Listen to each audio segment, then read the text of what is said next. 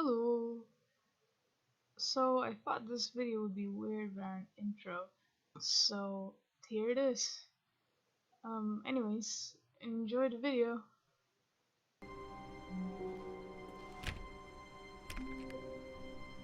Oh, please. Are you really just doing this for the achievement? Click a door 5 times. Is that all that you think an achievement is worth? No. I can't just give these merits away for such little effort. A measly 5 clicks. Now suppose you were to click the door 20 times. I would say that's the kind of effort that warrants recognition.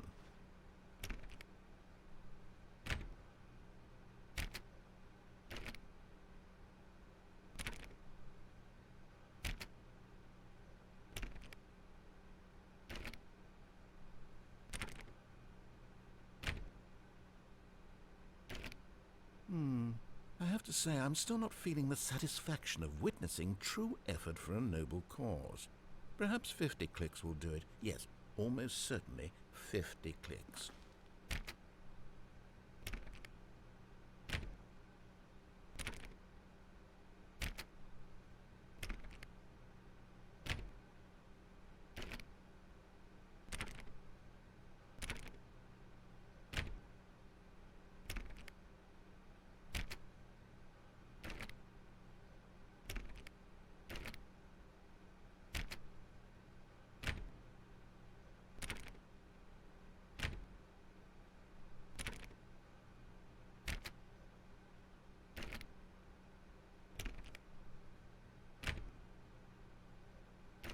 No, I'm still not feeling it. I want this achievement to have meant something. It has to be a true reward for valiant effort. I want to see some hustle, Stanley. I want to see commitment, a willingness to go all the way, no matter what the cost. Why don't you go put 20 clicks into door number 417?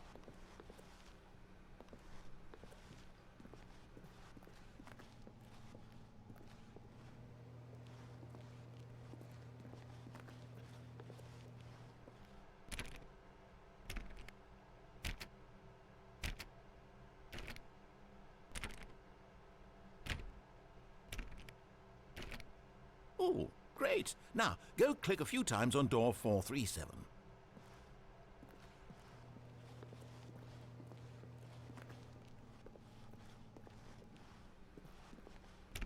Excellent. I think we're getting somewhere. Now, door 415. Let's give it 10 clicks or so.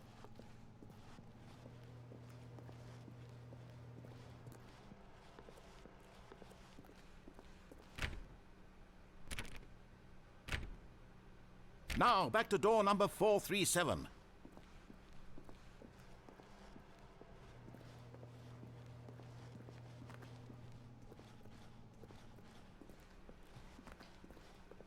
Let's see. How about you click on, well, I don't know, the copy machine? All right, back to room 417. I'm really feeling it now. I think we're getting somewhere.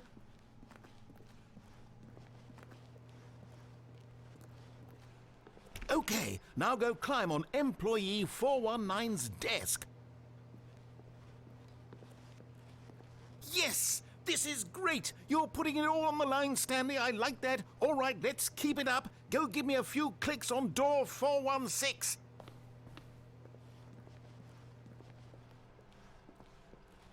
We've almost got it! Now the copy machine, do that one again!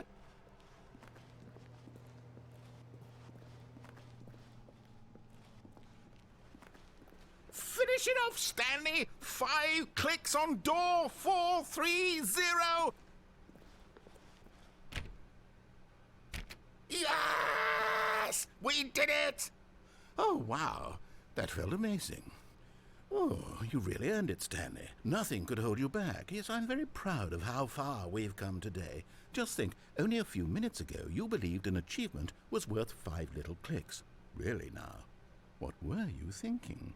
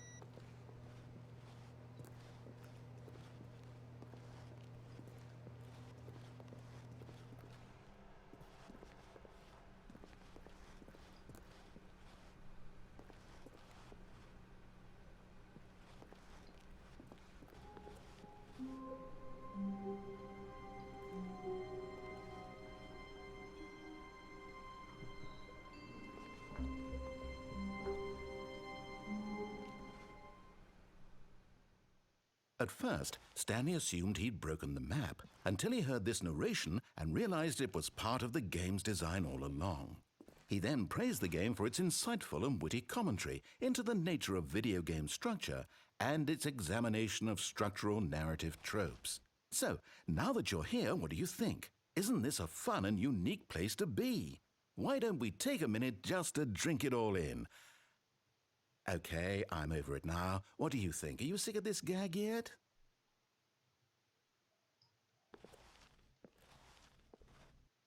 Well, I don't know how to say this politely, but you could literally just hit escape and restart the game any old time you want, like right now.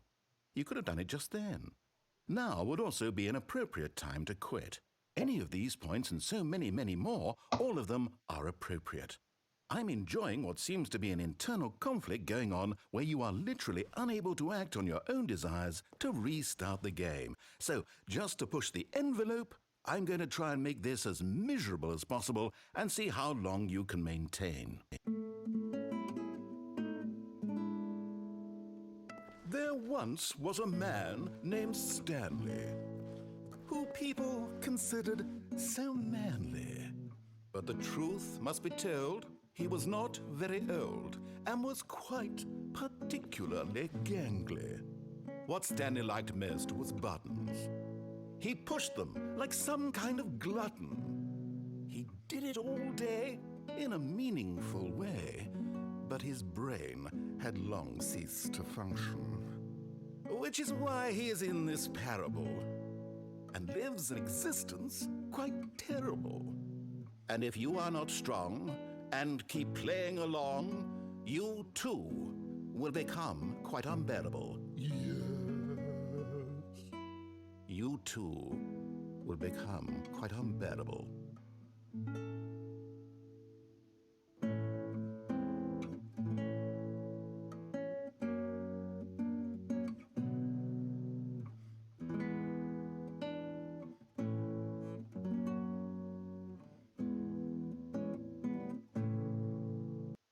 Okay, I'm over it now. What do you think? Are you sick of this gag yet?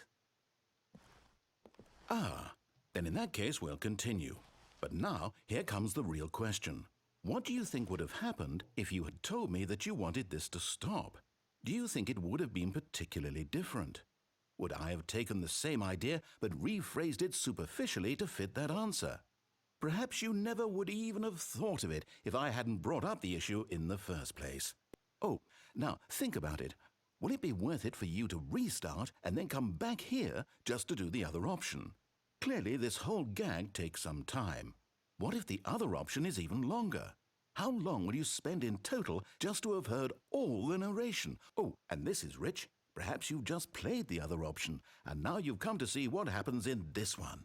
So, what do you think? Which choice was the better one? Imagine if you had selected continue on your first playthrough, how tantalizing it would be not knowing what happens when you pick the other option. Indeed, you are one of the lucky ones. Though if the other option is really miserable to listen to, then perhaps you're not. In fact, I'm just going to say that no one who's listening to this is lucky.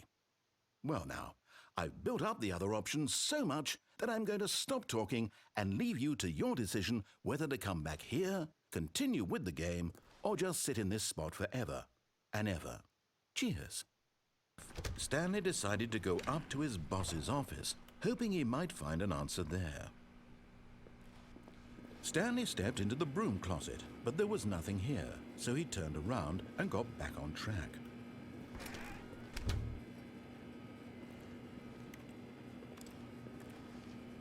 There was nothing here. No choice to make, no path to follow, just an empty broom closet. No reason to still be here.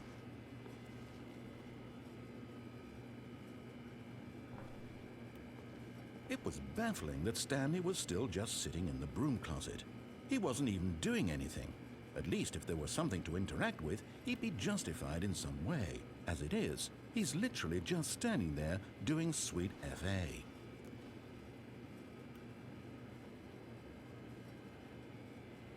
Are you really still in the broom closet? Standing around doing nothing? Why? Please offer me some explanation here. I'm genuinely confused.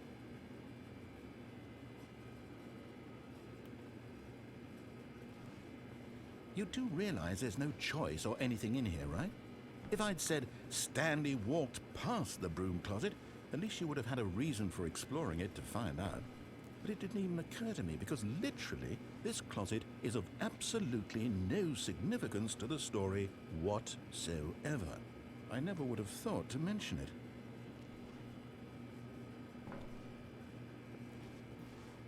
Maybe to you this is somehow its own branching path. Maybe when you go talk about this with your friends, you'll say, "Oh, did you get the broom closet ending? The broom closet ending was my favorite." I hope your friends find this concerning.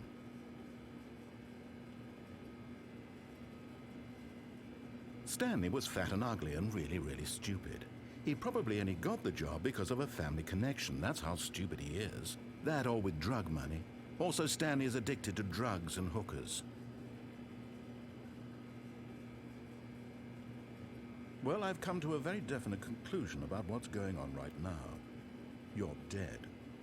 You got to this broom closet, explored it a bit, and were just about to leave because there's nothing here, when a physical malady of some sort shut down your central nervous system and you collapsed on the keyboard.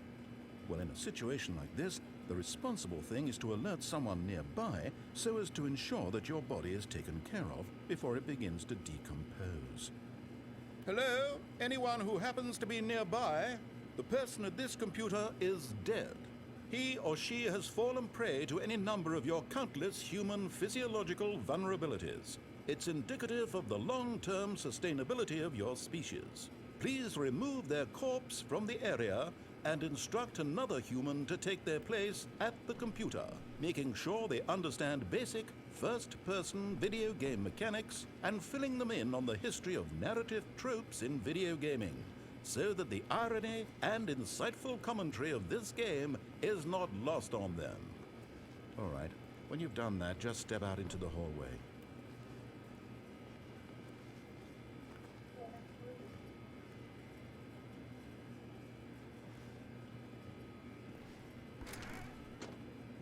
Ah, second player. It's good to have you on board. I guarantee you can't do any worse than the person who came before you. You too? Unbelievable. I'm at the mercy of an entire species of invalids. Perhaps there's a monkey nearby you can hand the controls to. A fish? Fungus? Look, you can hammer out the details. I'm not particularly picky. I'll just be waiting for when you're ready to pick up the story again.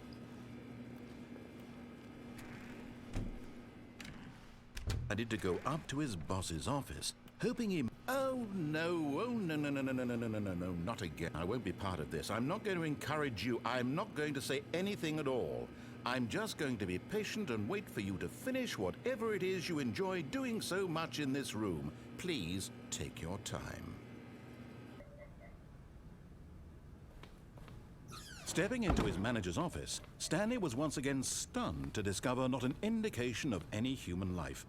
Shocked, unraveled, Stanley wondered in disbelief who orchestrated this. What dark secret was being held from him? What he could not have known was that the keypad behind the boss's desk guarded the terrible truth. Stanley was in such a rush to get through the story as quickly as possible, he didn't even have a single minute to just let the narrator talk. That kind of anxiety isn't healthy, so he relaxed for a few moments with some calming New Age music.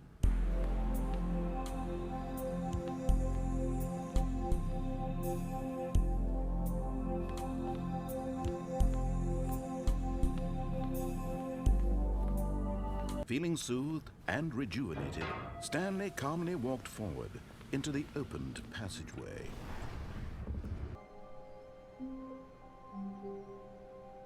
Stanley stood for a long time in one spot. It's part of a game. He likes to see how long he can go without dying. So far, he's doing excellent. And if he just stays right where he is, I'm sure he'll keep up that good momentum. Let's observe the genius at work.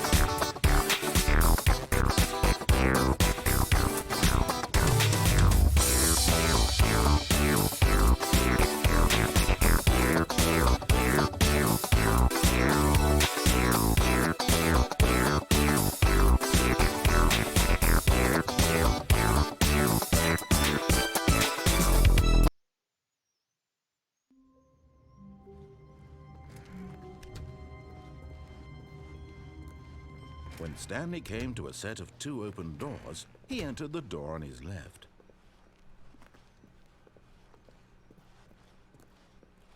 Yet there was not a single person here either. Feeling a wave of disbelief, Stanley decided to go up to his boss's office. Coming to a staircase, Stanley walked upstairs to his boss's office.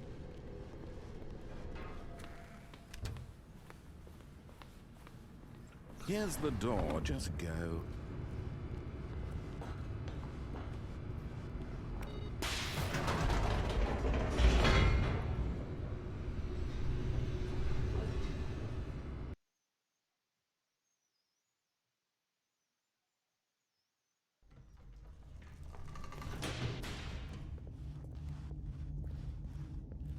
Stanley walked straight ahead through the large door that read Mind Control Facility.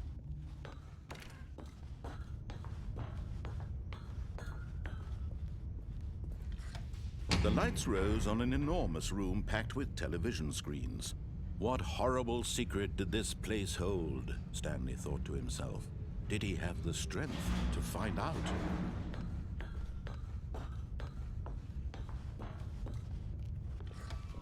Now the monitors jumped to life, their true nature revealed. Each bore the number of an employee in the building, Stanley's co-workers.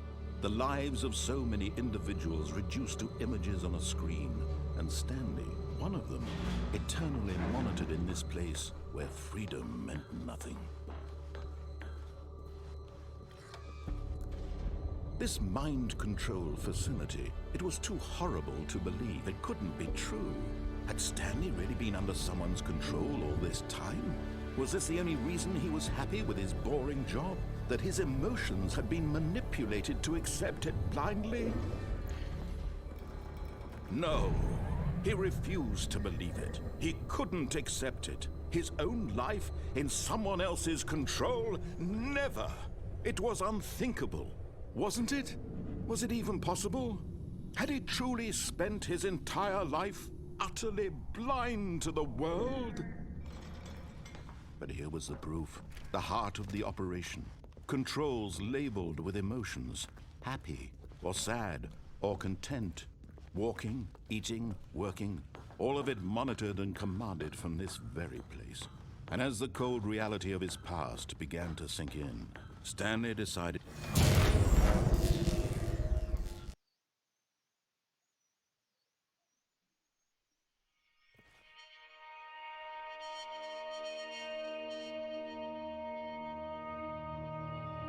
blackness and a rising chill of uncertainty. Was it over?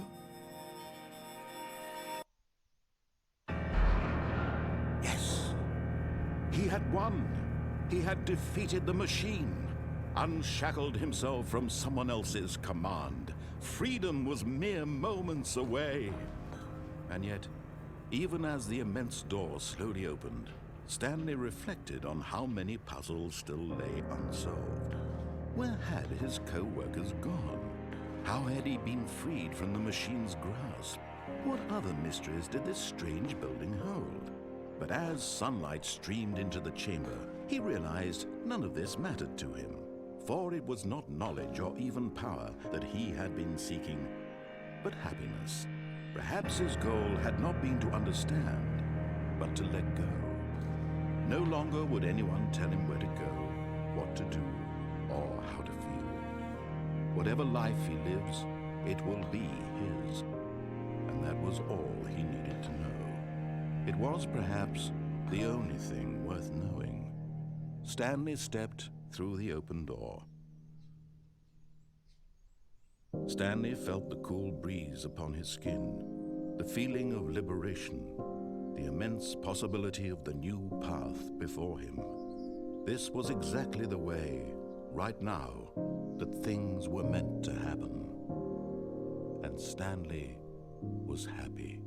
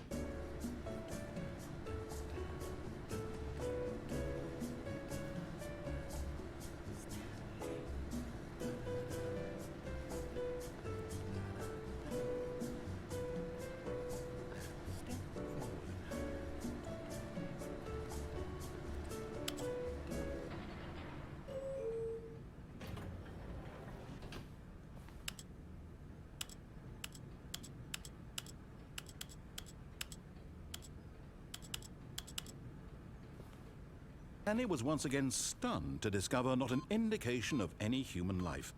Shocked, unraveled, Stanley wondered in disbelief who orchestrated this. What dark secret was being held from him? What he could not have known was that the keypad behind the boss's desk. Good to see that enthusiasm. Keep it up, Stanley. There's 3 hours and 45 minutes left to go.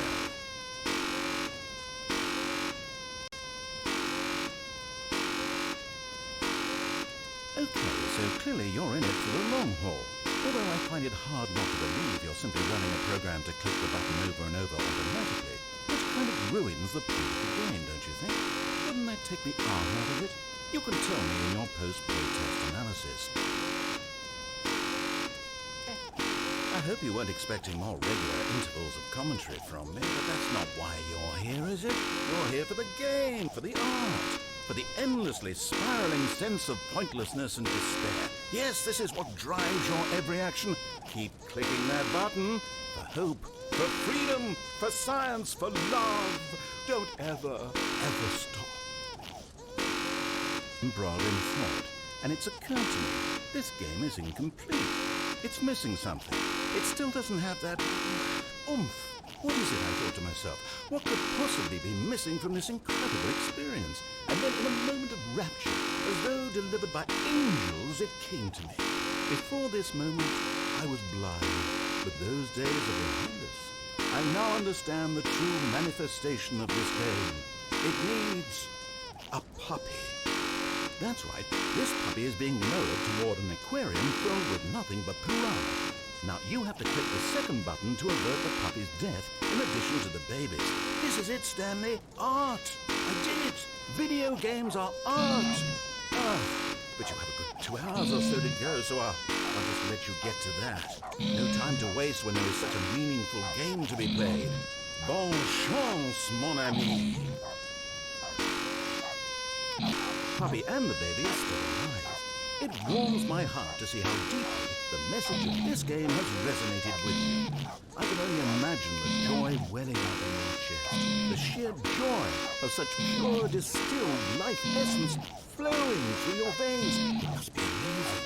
I'm jealous of you too, I am. No, seriously, I'm deeply envious of your position at this very moment. Yet such an experience, through space and time, the universe unravels itself at your feet. This is the one true meaning of life. Go on for 4 hours, but what if you never stopped? Think about it. You could just keep giving forever. Visitors would come from around the world to see the man who never stopped pushing the buttons. You would be famous. That's what you've always wanted, right? To be famous. That and the surging power of artistic beauty to flow through you for all of eternity. You could have both of these things. We'll talk about it when you get there. Over 3.5 hours. Goodness, how time flies. Wouldn't you say it's flown? Oh no, you don't have to answer that. I understand you're quite busy. Just keep at it. Almost there. Elf is about to burrow into your skull. Aren't you excited for spiritual immortality? For transcendence and oneness with the beauty and essence of all beings? Just a few seconds.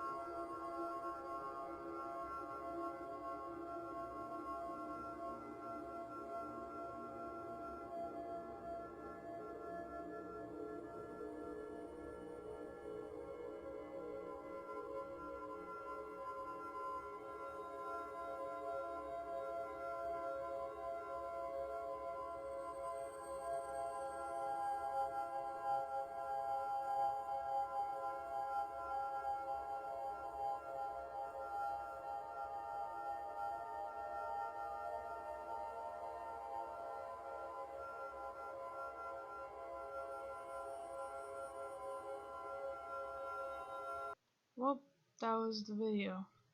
I hope you enjoyed it, and bye!